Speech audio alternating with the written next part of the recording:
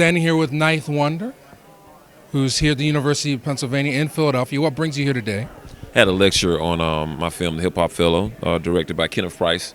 This is actually my second time at UPenn.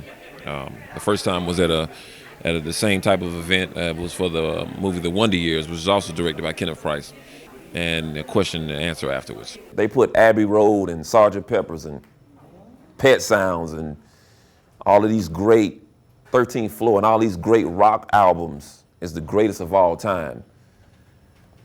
That's willing, and I feel it. And I understand, as a musician, I understand that, but Takes a Nation of means as much to me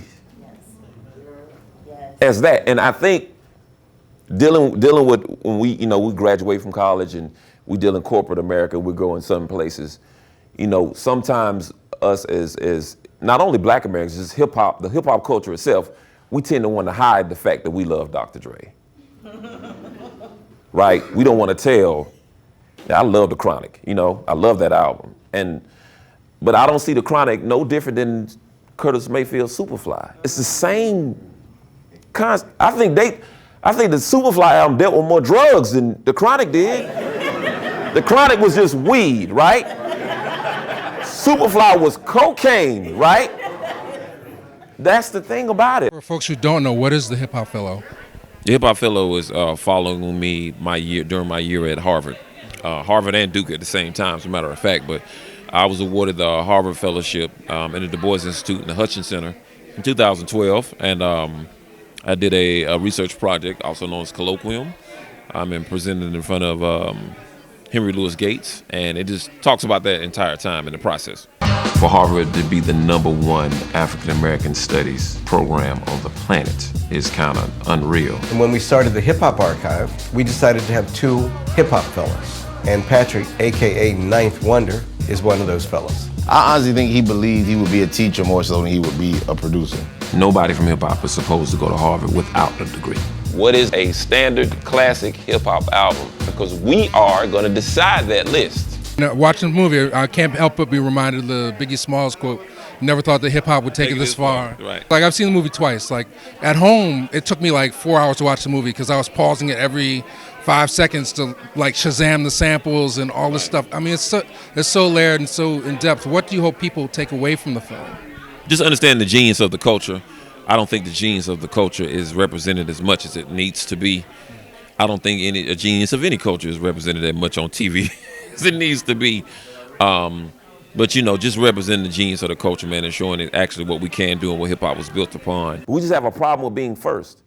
And in HBCUs, it happens every time. When it comes to our culture. I teach at Duke as well. There's a Spike Lee class. There's a class on The Wire. There's a Michael Jackson class. You know what I mean? When you go to black schools, we still talking about Beethoven, and we still talking about Brahms, and we still talking about Bach, and that's fine. Why we ain't talking about Stevie? Why are we not talking about Stevie? Like, I don't want to wait for Stevie to die for us to start talking about Stevie. That's just what it is. That's 100%. And so that's, you know what I mean? Like, we need to start studying our people. We need to study the fact that Stevie didn't have surround sound. He was creating surround sound. So what he did was, he put microphones and sung like this. For folks who weren't here tonight, where might they have a chance to catch up with the Hip Hop Fellow? You can download and watch the Hip Hop Fellow on thehiphopfellow.com.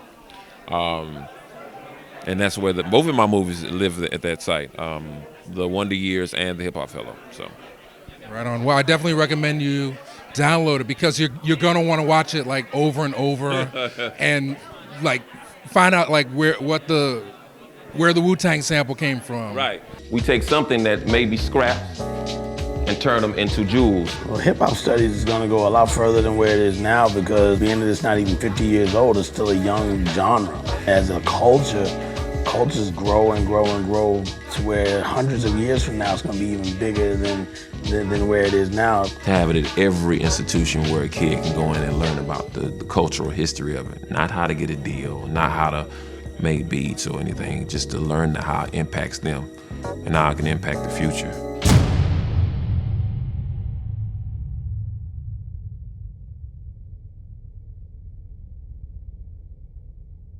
What's going on, world? It's Ninth Wonder right here, man. Representing Jamla Records and Universal Zulu Nation, and you're watching Real Black.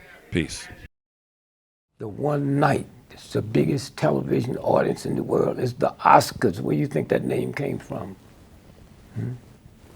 Their brother, Oscar Michelle.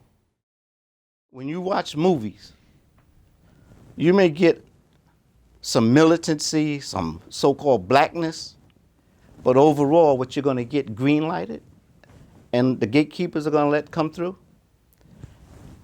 are those motion pictures which perpetuate the status quo.